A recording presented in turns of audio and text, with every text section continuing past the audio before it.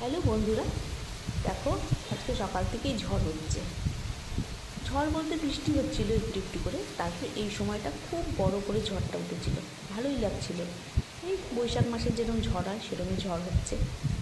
বেশ কালো করে এসেছিলো মেঘটা, হাওয়াও দিচ্ছিল। তারপরে বৃষ্টি নেমেছে। যতক্ষণ বৃষ্টি না নামা অবধি ততক্ষণ ভিডিওটা করা গেছে। বৃষ্টি নামার পরে আর ভিডিও করতে পারিনি। তোমরা দেখতে থাকো তাহলে ভিডিওটা, আর ঝড়ের শব্দটাও শুনতে থাকো।